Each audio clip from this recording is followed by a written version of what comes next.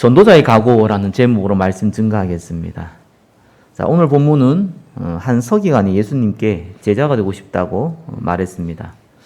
이때 예수님이 여우도 굴이 있고 공중에 새도 거처가 있는데 인자는 머리 둘 곳이 없다 이렇게 말씀하셨죠. 한마디로 거부하신 거거든요. 또 한 제자가 부친이 운명하셔서 장례를 치르도록 허락을 구했는데 죽은 자들이 장례를 치르도록 하고 너는 나를 따르라 했습니다. 어떻게 보면 아버지 장례도 치르지 말라 이렇게 들릴 수도 있습니다.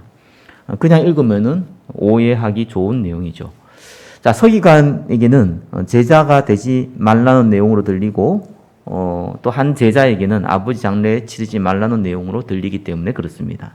자, 그래서 오늘 본문의 상황적 배경을 좀 알 필요가 있습니다. 자, 본문은 마태복음 좀 앞부분에 해당되는 8장입니다. 자, 이 내용은 누가복음 9장에도 잘 나와 있습니다. 자, 그런데 시간표가 예수님의 공생의 막바지 달할 때 시간표입니다. 마태는 아마 병든 자를 치유하고 이 부분을 이 내용과 연결해서 적어 놓은 것은 사실입니다. 그러나 예수님 공생의 시간표를 봤을 때 이 시간표는 예수님이 예루살렘에 올라가기 한두 달 전에 적혀져 있는 내용이라고 보시면 됩니다. 자, 조금 있으면 예수님이 예루살렘으로 올라가십니다. 제자들도 알고 있고 무리들도 알고 있습니다. 자, 예수님이 공생의 기간 동안에 수많은 기적들을 행사했습니다. 제자들에게는 십자가의 죽음과 부활을 말했지만 제자들은 이 말은 잘 못 알아들었습니다. 받아들이지도 못했고 오히려 근심했다 이렇게 나옵니다. 이해도 못한 것이죠. 자, 분명한 것은 제자들이나 무리나 한 가지 확신을 갖고 있습니다. 물론 틀린 거지만 틀린 것도 확신을 갖고 있으면은 통하는 게 있거든요. 자, 예수님이 예루살렘에 올라가셔서 왕이 될 거라는 거예요. 그거를 지금 예루살렘에 있는 모든 사람들과 제자들이요, 거기에 대한 확신을 갖고 있었어요. 틀린 내용인데 틀린 걸 확실하게 붙들고 있었습니다. 어느 정도 예수님이 인기가 있었냐? 마태복음 8장 18절에는 무리가 예수님을 에워쌌다고 나옵니다. 요즘 코로나라 가지고 그런 일을 거의 보기 힘들지만 코로나 터지기 전만 해도 명동이라든지 그죠? 한참 이렇게 대학로라든지 또 저게 홍대라든지 한참 붐빌 때 가면은 진짜 지하철에서 나오면은요 사람 부딪혀요. 그거보다 더 심한 상황. 그런 상황입니다. 자, 그 분위기를 딱 맞추었어요. 그 분위기 어떤 분위기였습니까? 예수님 곧 왕 될 것 같거든요. 그러니까 모든 백성들이 예수님 따르거든요. 서기관과 바리새인과 종교 지도자들만은 공격을 하지 나머지는 다 예수님을 따르고 있단 말이에요. 예수님 통해가지고 지금 일어나는 수많은 기적들, 오병이부터 시작해가지고 병든 자, 귀신 들린 자 다 고치고 치유하고 이런 일들이 너무너무 많이 일어나고 너무너무 많은 사람들이 눈으로 직접 확인한 상황입니다. 그리고 곧 예루살렘에 올라갈 거란 걸 알고 있는 상황입니다. 이 분위기를 맞춰가지고요. 자, 잘못된 동기를 가지고 서기관이 예수님께 찾아온 겁니다. 그래서 예수님이 올바른 동기에 대해서 말씀해 줬어요. 또 잘못된 방법을 갖고 있는 제자에게 올바른 우선순위를 말씀해 주셨습니다. 자, 오늘 말씀을 통해서 신앙생활의 참된 동기, 참된 방법을 확인하고 전도자의 각오를 점검하는 시간 되시기를 예수 그리스도 이름으로 축원합니다. 자, 첫 번째 보시면은 신앙생활의 잘못된 동기입니다. 자, 1번에 1번 보시면은 예수님의 제자가 되기를 원하는 서기관입니다. 19절에 이래 나와죠. 한 서기관이 나와 예수께 아뢰되 선생님이여 어디로 가시든지 저는 따르리이다. 자, 예수님의 인기가 절정에 이르렀을 때 한 서기관이 예수님께 말한 겁니다. 자, 복음서에 기록된 바리새인과 서기관 대부분이 예수님을 대적하고 모함하는 그런 내용들로 적혀져 있습니다. 자, 근데 오늘 본문은 예수님께서 예수님한테 가서 제자가 되기를 원한다 이런 표현을 쓴 겁니다. 어디로 가시든지 저는 따르리이다.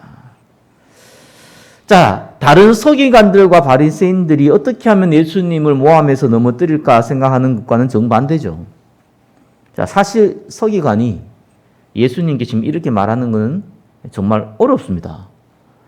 자, 이런 사실은 반드시 다른 서기관들과 바리새인들에게 전달될 건데 그러면 이 서기관 어떻게 되겠습니까? 그쪽 부류에 서 있는 사람들이잖아요. 완전히 왕따 되고 심지어는 목숨도 위험할 수도 있어요. 그런 것도 불구하고 상관없이 예수님 가가지고 내가 예수님 따르겠다고 한 겁니다. 그리고 이 서기관이요, 얼마큼 예수님께 감동을 받았는지. 원래 서기관은 직책이요, 백성들이 바리새인들이나 이런 서기관들을 보고 그 사람 말을 듣고 괜찮으면 스승으로 삼아요. 스승으로 삼아가지고 그 사람을 모든 걸 책임져 주고 따르고 그럽니다. 그게 유대인들의 신앙생활의 방법이에요. 자, 근데 이 서기관이요, 예수님께 선생님이라는 표현을 썼어요. 이건 디다스 칼로스라는 단어거든요. 보통 이스라엘 백성들이 서기관을 바리새인들을 스승으로 삼고 쓰는 표현입니다. 근데 이 표현을 백성들이 쓴 게 아니라 서기관이 썼습니다. 그 말은 무슨 말입니까? 서기관이 예수님을 하신 말씀에 그 권위, 진리를 인정했다는 얘기예요. 근데 또 재미있는 거는 많은 제자들은 예수님을 보고 뭐라고 했냐니까 주여라고 그랬어요. 키리오스라는 단어를 썼어요. 이 단어는 통치자에게 쓰는 단어거든요. 하나님이란 통치자에게, 어쩌면 이제 로마 시대 때니까 로마 황제에게 쓰는 단어예요. 키리오스. 그래서 사실 초대교회가 이 단어 때문에 오해받고 핍박받았죠. 물론 사단이 통로가 돼가지고. 자, 모든 제자들이 키리오스라는 단어를 쓰고 있는데 이 서기관이 디다스 칼로스라는 단어를 썼어요. 선생님이요. 물론 이 단어 자체는 서기관이 썼기 때문에 좀 다른 의미입니다. 일반 사람이 쓰는 선생님이하고 이 서기관이 쓰는 선생님은 달라요. 서기관이 어떤 율법학자죠. 성경에 얻으면서 정통한 사람들이에요. 그리고 굉장히 이 나름대로 지도자의 위치에 있는 사람이에요. 그 사람이 예수님 보고 지도자를 인정한 겁니다. 그렇기 때문에 일반 백성이 쓰는 선생님이라는 단어는 다른 게 맞아요. 그러나 제자들은 키리오스라는 단어를 썼거든요. 그만 또 다른 한편으로는 예수님의 말에 대해서 권위를 인정했지만 예수님을 하나님으로 보지는 않았다는 거예요. 통치자로 보지는 않았다는 거예요. 자, 이렇게 단어를 쓴 겁니다. 그럼 단 하나가 중요한데 이게 왜 중요하냐니까 그 말 한마디가요, 그 사람의 상태를 알려줘요. 자, 그래서 이런 표현을 썼는데 예수님이 딱 보고 모르지 않잖아요. 이 사람님 상태, 동기. 하나님이신 모를 리가 없죠. 1번, 2번 보시면요, 동기를 알고 있어요. 모를 수가 없는 겁니다. 20절에 예수께서 이르시되 여우도 굴이 있고 공중에서도 거처가 있으되 인자는 머리 둘 곳이 없다. 이렇게 했습니다. 예수님이 분명히 성공자가 될 거니까, 어쩌면 이스라엘의 왕도 될 수 있으니까, 그러면 어떻게 하겠습니까? 자기가 거기에 동참하겠다는 거예요. 아니, 자기가 거기에 어쩌면은 한 자리 하고 싶다는 거예요. 자기 동료들이 비난을 하든지 말든지 간에 모험을 한번 걸어본 거죠. 이 사람 따라가면은, 만약 이 사람 왕이 안 되면 자기가 왕따가 될 거고, 왕이 되면은 한 자리 할 거니까, 어떻게 보면 모험을 건 겁니다. 예수님이 그걸 몰래 없죠, 그죠? 물론 예수님이 감동도 받았고, 그 말을 인정하기도 했습니다. 자, 그래서 예수님이 이렇게 얘기한 거예요. 여우도 굴이 있고 공중에 새도 거처가 있으되 인자는 머리 둘 곳이 없다. 뭐 이거 어렵게 생각할 거 없잖아요, 그죠? 내가 있을 곳이 없다는 거예요. 모든 짐승들도 자기 거처가 있다는 거예요. 자기 안식처가 있고요. 있을 곳이 없다는 말은 세상이 말하는 성공자와는 정반대의 모습이죠. 서기관, 너는 내가 성공할 것 같아 보이니까 나를 따르겠다고 말하지만 나는 세상이 말하는 성공과는 정반대의 길을 가는 사람이다. 라는 표현입니다. 그래서 세상에 성공하고 나는 상관없다. 그런 성공 안 한다는 얘기예요. 그런 동기를 가지고 나를 따라올 수 없다라고 말씀하신 겁니다. 한마디로 거절한 거죠. 너는 내 제자가 될 수가 없다는 거예요. 네 동기가 지금 내 통해서 성공하고 싶은데, 난 정반대의 길을 갈 거라니까. 그래서 따라오지 말라는 거예요. 그 얘기입니다. 자, 1번에서 3번입니다. 하나님을 이용하는 신앙생활. 자, 오늘 본문을 통해 가지고 서기관의 고백을 통해서 이 부분을 잘 보셔야 돼요. 자, 예수님을 저와 여러분이 믿었어요. 우리는 은혜라고 합니다. 근데 예수 믿을 때 저와 여러분이 성경 66권을 다 읽어보고 히브리어, 헬라어 다 연구해보고 역사적인 공부 다 해보고 아, 예수님이 하나님 맞구나 이래가 믿은 사람 있습니까? 아무도 없죠. 그러면 구원받을 사람 아무도 없어요. 한마디로 은혜로 받은 거예요. 근데 참 이 계기라는 게 있어요. 어릴 때부터 신앙생활을 뭐 부모님 통해서 한 사람도요. 그냥 교회 다니는 사람 말고 아 진짜 내가 예수 믿어야겠다 할 때는 계기가 생겨요. 근데 그 계기가 참 다양해요. 그죠? 어떤 사람 질병 통해서 어떤 사람 경제의 어려움을 통해서 어떤 사람 인간관계의 어려움을 통해서 어떤 사람 심각한 개인 영적 문제를 통해서 아무튼 다양합니다. 그러니까 너무 다양한 형태로 계기를 믿게 돼요. 왜냐하면 예수님이 저와 여러분을 선택하고 은혜를 주시니까 통로가 있어야 될 거 아니에요.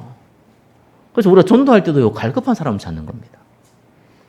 똑똑한 사람, 충성스러운 사람 찾는 게 아니고요. 갈급한 사람을 찾는 거예요. 저와 여러분 믿을 때도 갈급해서 믿은 거예요. 계기가 뭐였든지 간에 갈급해서 믿었어요. 은혜죠. 근데 문제는 우리의 생각, 우리의 마음은 여전히 지금까지 배워왔던 거 그거 그대로 가지고 예수님 믿었어요. 그러니까 신앙생활도 다르거든요. 예수 믿었으니까 신앙생활 해야 될 거 아니에요. 근데 신앙생활 할 때의 관점이 굉장히 중요합니다. 그죠? 종교적인 관점을 가지고 다 시작합니다. 틀린 게 나쁘다는 말이 아니에요. 그렇게 시작하는 게 정상이에요. 왜 그렇습니까? 그거밖에 아는 게 없으니까. 그냥 계속 그렇게 생각하면 심각한 문제가 옵니다. 그래서 우리가 말씀의 인도를 왜 받습니까? 왜 우리가 말씀을 따라간다고 얘기합니까? 우리가 말씀을 어떻게 따라가고 어떻게 인도받습니까? 알아들어야 돼요. 우리의 생각, 우리의 주장, 우리의 계획, 우리의 입장 이걸 가지고 진행하는 게 아니라는 거예요. 우리가 하나님 말씀 왜 듣습니까? 아, 내가 하나님 믿었으니까 하나님께 내한테 내가 뭐 하나님 나 이렇게 하기를 원하거나 저렇게 하기를 원하니까 하나님 이렇게 해주세요 저렇게 해주세요 이러면 되지. 왜 우리가 하나님 말씀을 듣습니까? 하나님 기획을 들으라는 거예요. 우리가 예수님 믿어가지고 구원받은 줄 알았는데 알고 보니까 하나님이 일방적으로 우리 택하신 거네요. 그것도 만세 전에. 아, 내가 막 이런 문제 있고 저런 문제 예수 믿으니까 치유받았으니까 뭐 해결됐으니까 또 다른 문제 생겼으니까 이 문제도 해결되고 저 문제도 해결되고 이렇게 해서 신앙생활 잘하면 문제도 잘 해결되고 돈도 많이 벌고 성공도 하고 이럴 걸 알았는데 성경은 그 얘기를 하고 있지 않아요. 그죠? 그럼 불신자들도 더 잘하고 있는 내용이에요. 그 얘기를 하고 있지 않는다니까요. 오히려 성경은 반대되는 얘기를 하고 있어요. 하나님의 계획에 대해서 얘기하고 있어요. 너희의 모습 그대로 예수님을 받으셔가지고 너희에게 성령 충만 주셔가지고 세계보고 많은 증인으로 삼겠다는 내용을 성경은 말하고 있어요. 나는 내 욕심대로 내 생각대로 내 마음대로 살고 싶고 더 잘 살고 싶은데 아니라는 거예요. 하나님 말씀 듣는 이유를 아셔야 됩니다. 첫 번째는 생각 바꿔야 돼요. 내 생각을 가지고 하나님 말씀 들으면요. 내 생각에 살을 붙이는 거예요.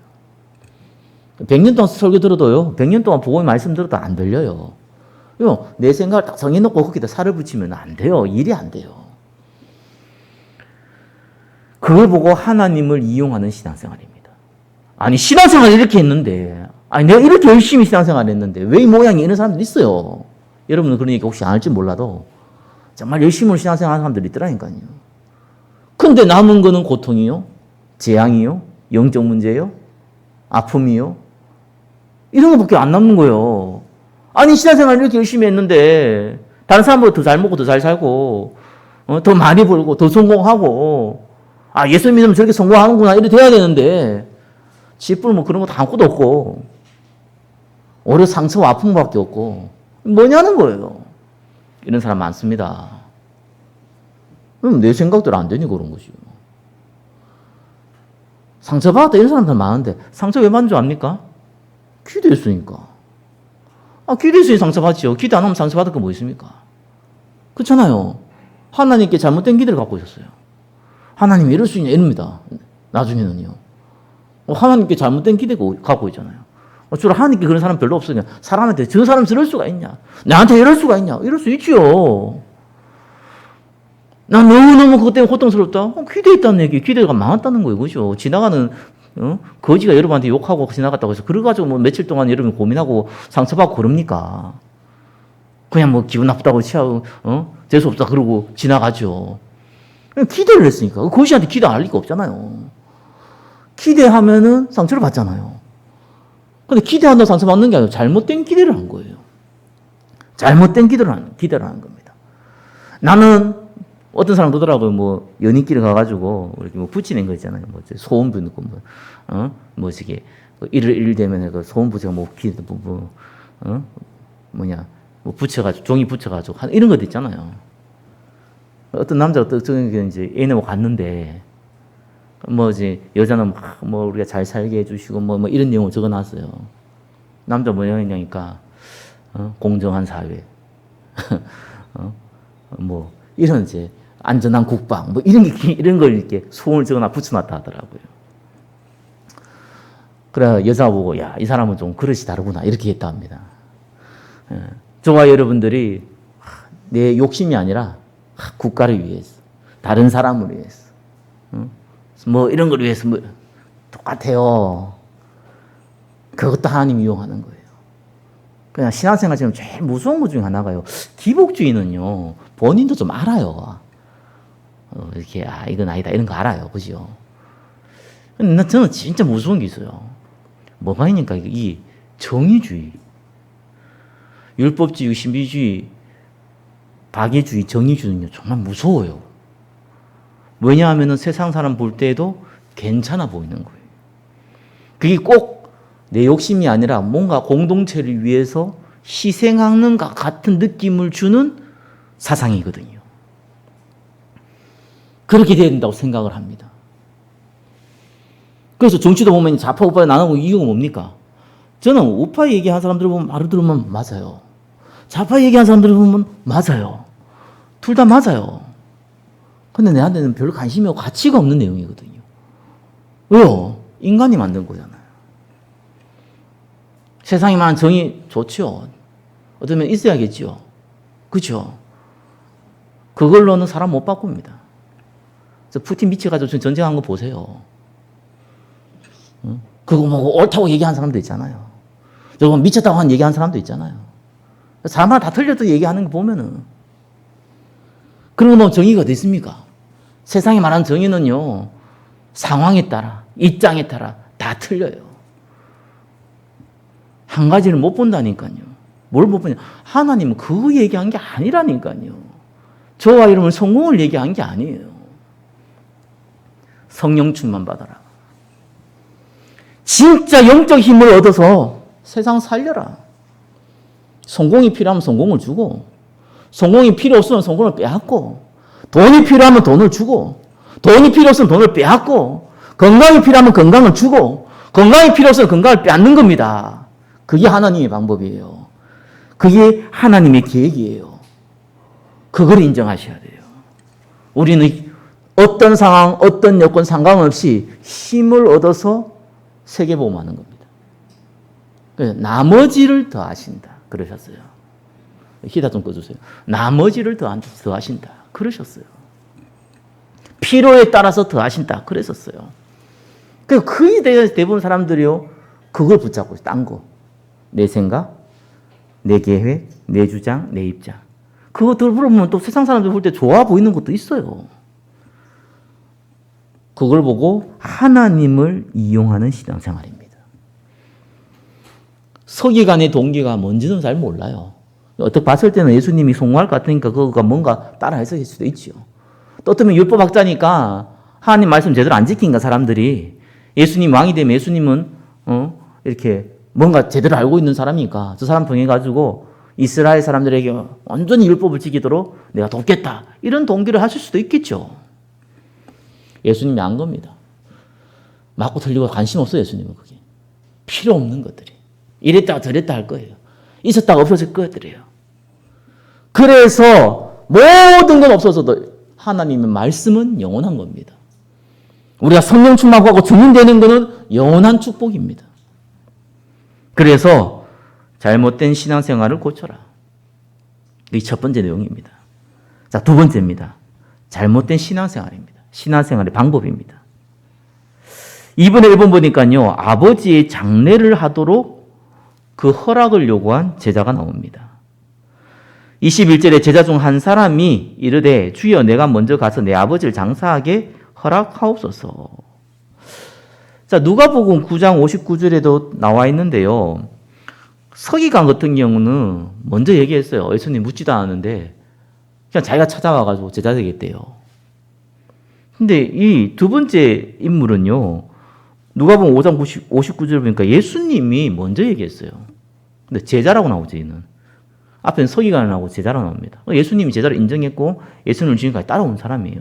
그 제자에게 뭐라고 했냐니까 나를 따르라고 한 겁니다. 당연히 따라오고 있는데 따르라고 했어요. 내가 너를 제자로 삼겠다는 얘기예요. 그때 제자가 이렇게 얘기해요. 주여 내가 먼저 가서 내 아버지 장사하기 허락하옵소서. 아버지님 돌아가셨는데 지금 예수님 따라다니고 있는 건 아닌 것 같아요. 제가 볼 때는. 그 문맥상 안 맞아요. 아버지 돌아가셨는데 예수님 그 얘기할 때 갑자기 누가 찾아가고 당신 아버지 돌아가셨습니다. 그러니까 아 그랬나? 엄마 예수님 우리 아버지님 돌아가셨대. 내가 우리 장례식으로 가야겠네요. 그건 아닌 것 같아요. 그런 표현은 아니에요. 여기. 아마 아버지가 지금 굉장히 아픈 가운데 뭐 얼마 있지 않으면은 운명하는 그런 상황인 것 같아요.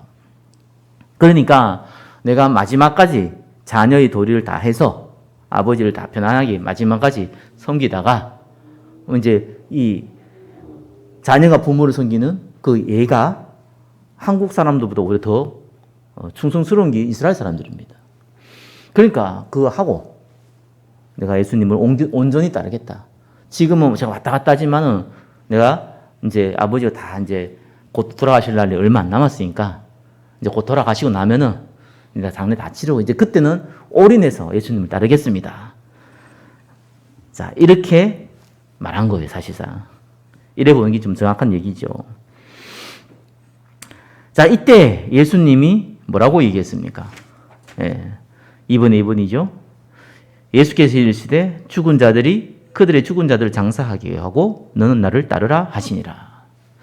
장례 치르지 말라. 그 말이 아니잖아요. 그죠? 많은 분들이 이렇게 생각하시는 거 많아요. 내 거 다 해놓고 다음 내가 하나님 일을 한다. 이런 생각을 하는 사람들이 의외로 규모 있는 사람들이 많아요. 엘리트들이나 규모 있는 분들이나 좀 성공자들이 신앙생활을 잘 못하는 이유 중에 하나가 어떻게 보면은 제대로 된 신앙생활 이 몸이 전도자가 없는 이유가 할 게 많아요. 기본적으로. 그래서 그걸 다 해놓고 그다음에 딴 거를 해요. 그러다 보니까 우선순위가 항상 밀리죠. 일본이 왜 전도하는 선교하는 국가로 쓰임 못 받는지 잘 알잖아요. 그들은 체질상 규모가 강해요. 그게 뭐 역사적인 것도 있죠. 그러다 보니까 우리처럼 예배가 11시 이르지 않고 11시 3분 이런 것 정도의 단어를 쓸 정도의 나라가 일본이거든요. 뭐 지금은 좀 많이 무너진 것도 있지만 그래요. 그 시간관념은 틀려요. 우리는 30분, 옛날에 뭐 1시간, 그전에는 그냥 막 낮, 밤 이렇게 구분하다가 어느 정도 고도화 사회가 되니까 이제 1시간 단위로. 조금 더 되니까 한 30분 단위로. 이렇게 시작을 하잖아요. 우리 보고 11시 3분에 예배 드립니다. 이런 거 별로 없잖아요. 그죠? 근데 일본은 그렇게 해요. 11시 35분에 33분에 마치겠습니다. 33분에 딱 마쳐야 돼요. 한 1분 넘어가면 받을 수 있는데 2분 넘어가면 못 받아요. 그게 규모 있는 사람의 특징이라니까요. 장점이 있죠. 그러니까 성공을 하죠. 그러니까 자기 절제를 잘 한다는 얘기가 되죠. 단점이 있습니다. 중요한 것과 중요한 것을 잘 구분하지 못해요. 자칫하면은. 예수님을 따라가는 거는 올인하는 거거든요. 내가 시간 한 일정 부분을 내어서 하나님 섬기는 게 아니고 내 인생을 드리는 거거든요. 그 인생을 드리는 가운데 나머지가 다 포함되어 있거든요. 그래서 예수님이요, 장례 치르지 말란 말이 아닙니다. 이거는 잘못 들으면은, 아버지 장례도 치르지 말라. 이런 얘기 들리잖아요. 그 말이 아니잖아요. 이것저것 다 해놓고 하는 게 아니라는 거예요. 누가복음 9장 61절, 62절 하나 더 나오거든요. 오늘 본문은 안 나오는데. 이것도 또 그냥 자기가 찾아와서 얘기했어요. 주여 내가 주를 따르겠나마에는 나로 먼저 내 가족과 작별하게 하옵소서. 이 말입니다. 그래서 예수님이 뭐라고 했냐니까 손에 쟁기를 잡고 뒤를 돌아보는 자는 하나님 나라에 합당하지 아니하니라. 이것도 똑같은 얘기거든요. 근데 내 가족을 좀 먹고 살도록 다 챙겨 놓고 오겠다 이 말이거든요.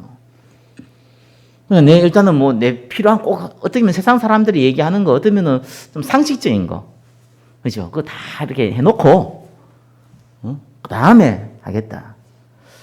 뭐 알다시피 이런 사람들은 죽었다 깨어나도 그 다음이 없어요. 세상 일이 그래 만만치 않고요. 저와 여러분 기본적으로 해야 될 게 그렇게 적지가 않아요.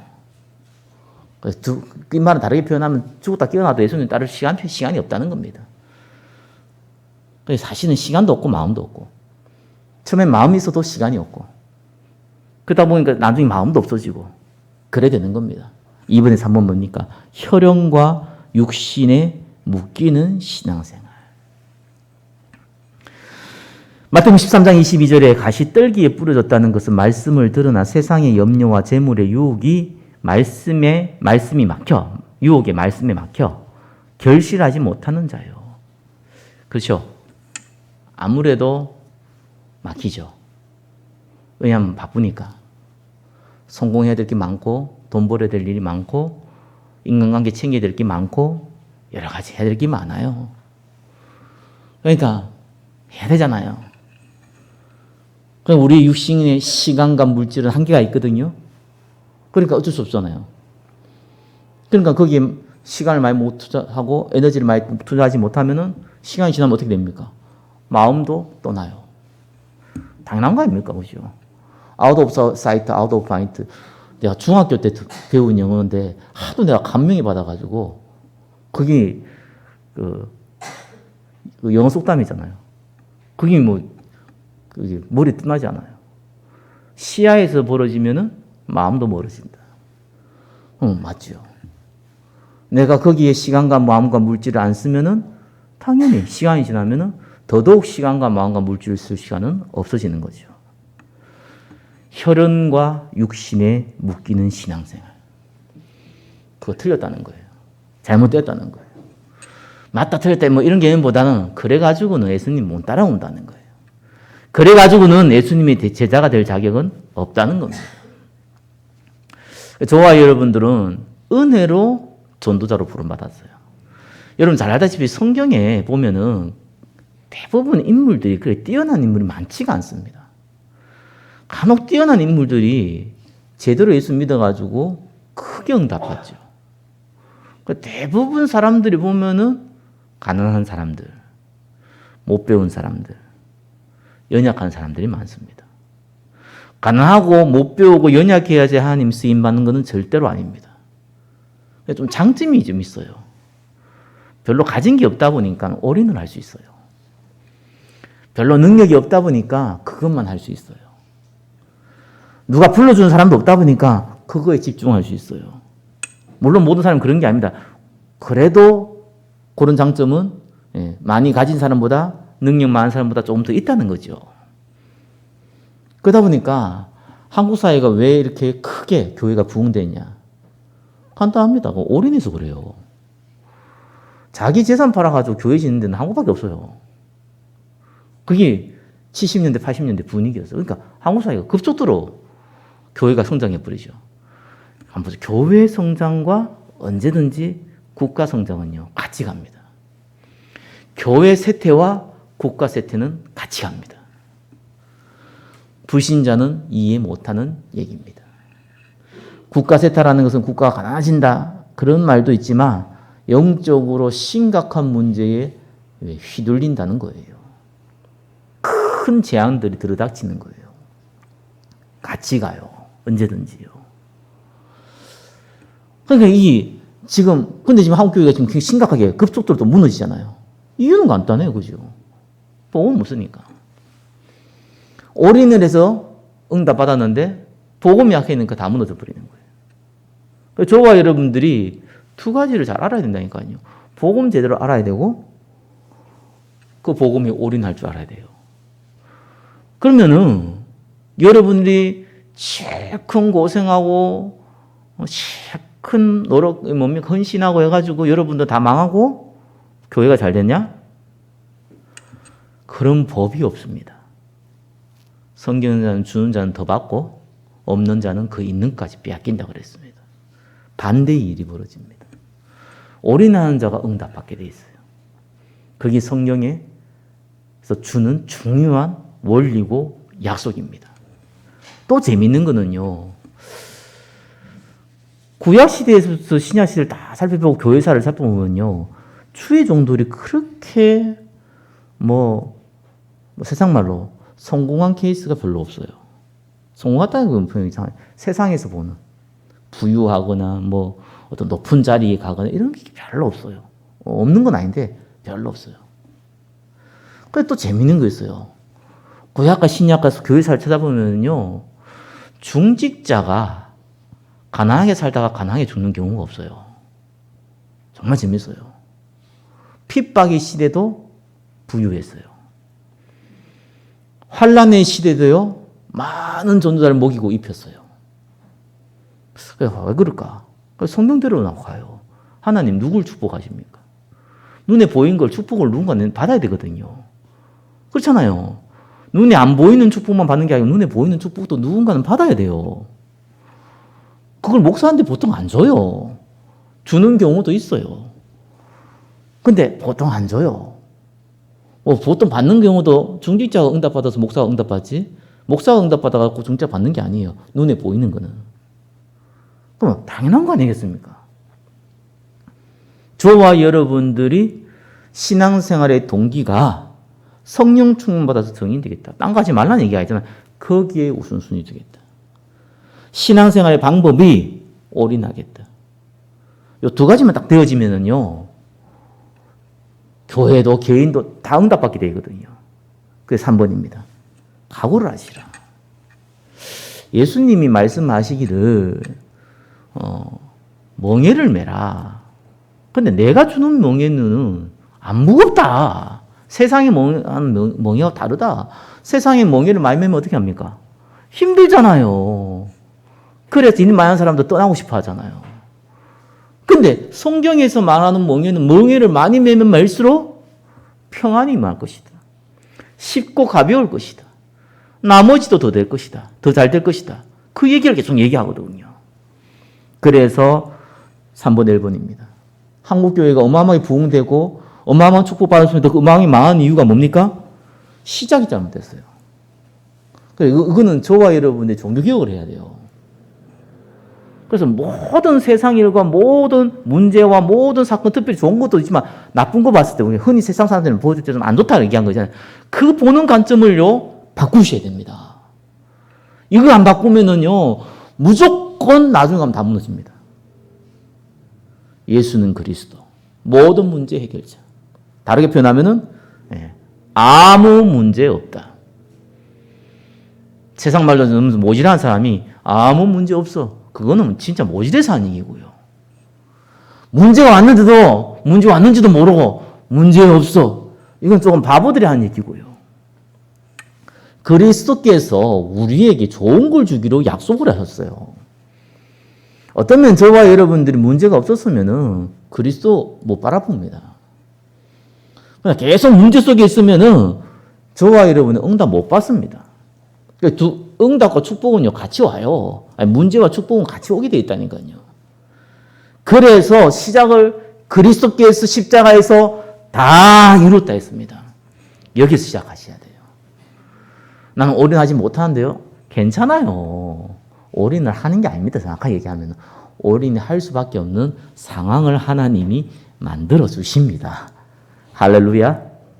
아무래도 할렐루야. 말 알아듣습니까 이거? 만들어 주신다니까요. 그렇게 할 수밖에 없는 상황을 하나님 만드세요. 저와 여러분을. 왜 전도자니까 어쩔 수가 없어요. 부름이 달라요. 그죠? 강아지로 이런 부름받은 게 아니고요. 고양이로 부름받은 게 아니에요. 사람으로 부름받았는데 예수 믿는 구원받은 하나님 백성으로 특별히 복음 전하는 전도자로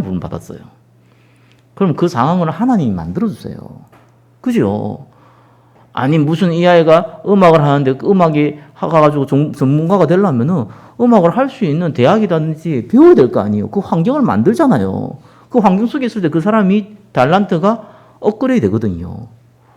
당연히 하나님이 우리를 전도자로 써야 되는데 환경을 안 만들어주시면 어떡합니까? 만들어주시는 것이. 그 환경이 내가 볼 때는, 저와 여러분 볼 때는 안 좋아 보이는 환경일 수도 있어요. 근데 하나님 볼 때는 최고의 좋은 환경을 만들어주세요. 시작은 괜찮아요. 그때 우리가 배워야 돼요. 감당하시면 안 좋기 때문에, 다 감당할 수 있을 만큼 좋기 때문에, 그때 배워야 됩니다. 문제 왔을 때 배우세요. 무조건. 기회입니다. 무슨 기회입니까? 이 문제가 축복으로 하나님 바꾸는 것을 체험할 기회입니다. 그 좋은 기회를 우리가 왜 놓칩니까? 거기에 낙심해 뿌리면 어떡합니까? 거기에 실망하면 어떡합니까? 그리스도께서 죄와 죽음과 사단의 문제를 끝냈기 때문에 그래요. 저와 여러분은 마귀의 종들이 아니고요. 저와 여러분은 마귀의 자녀들이 아니라니까요. 하나님의 택한 백성이요. 주의 천사를 보호받는 하나님의 백성이에요. 하나님의 절대 계획 가운데 머리카락 하나까지 세심받은 백성이에요. 그래 괜찮아요. 이런 일이 있으면 또 저런 일이 없으면 어떻습니까? 제가 요즘 집중 기도를 좀 하다 보니까요. 기도하다 보면 힘들어요. 그래서 제가 역시 호흡으로 기도해야 된다. 그래야 지속할 수 있어요. 좀 길게도 할 수 있어요. 여러분 기도하는데 성령으로 충만함을 주옵소서. 정말 교회에 하나님의 성령의 역사 일으켜 주시옵소서. 요 가지고요 1시간 기도할 수 있습니까? 할 수 있어요. 그냥 하면 못해요. 호흡을 통해서 하면요 꼭 가능해요. 근데 하다 보면 꼭 재미있는 일이 벌어져요. 할 수 있는 힘을 줘요. 제가 어제 숫자를 한번 살려봤어요. 살려보니까 한 20일 했더라고요, 제가. 하다 보니까 어떤 생각이 드냐니까 조금 이렇게 힘들 때 있잖아요, 육신이. 여러분 앉아서 2시간, 3시간 앉아있는 게 쉽지 않거든요. 힘들다 이런 생각이, 어제도 좀 기도하는데 약간 힘들다 이런 생각이 들더라고요. 아유, 허리도 아프고 힘드네. 이 생각이 들더라고요. 근데 이거는 신비를 얘기하는 게 아니에요. 하나님께서 감동도 하나님이 주신다니까요. 원래 하나님께서 우리에게 필요한 감동도 주시거든요. 가만히 생각해보니까 내가 기도할 때 뭔 기도를 하지? 내가 기도의 내용은 알겠는데 내가 왜 이 기도를 하지? 내가 지금 집중하려면은 집중할 때 한 가지만큼 내가 조금 분명하게 하나님 앞에 응답받고 그 점을 가지고 집중해야 될 거 아니겠어요?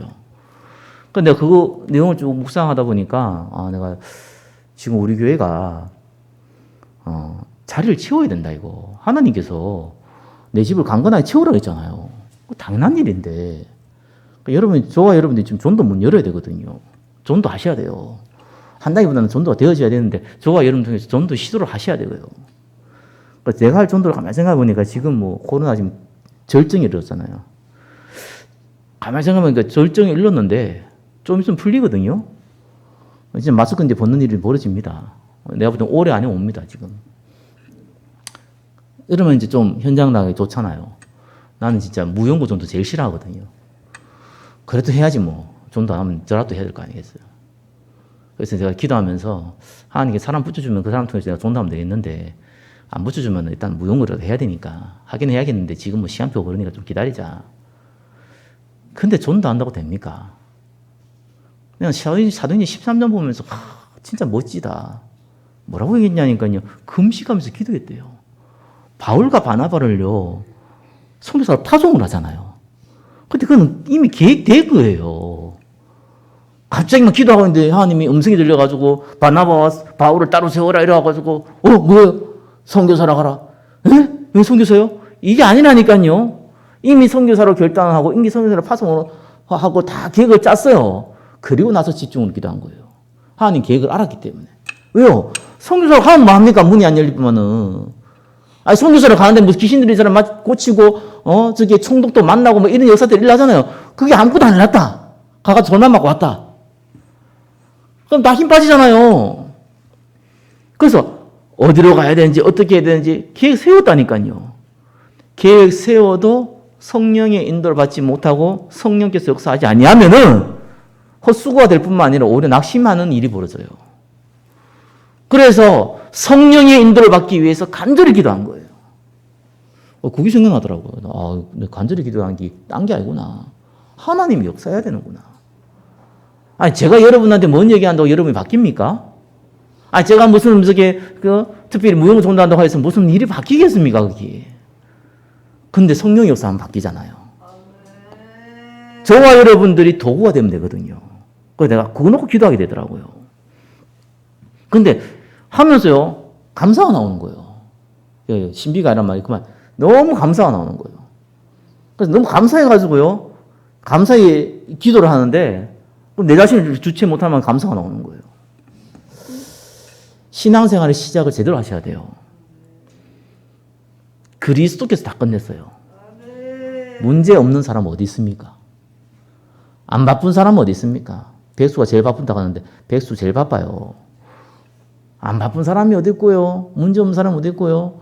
갈등 없는 사람이 어디 있습니까? 저는 협박도 많이 받아봤어요. 참 희한하죠. 별 거지 같은 것들 와서 협박을 합니다. 돈 내놔라고요. 목사한테도 협박 받아봤어요. 목사도 돈 내놔라고. 없는 돈을 내가 어떻게 줍니까? 아무튼 별의별 얘기하는 놈 다 있어요. 그때마다 내가, 거지가 그러면 내가 이해가겠는데, 목사가 그러면 내가 기분 나쁘다. 골치 아프잖아요. 그럼 낙심해 보면 뭔 일이 됩니까? 문제가 안 돼요.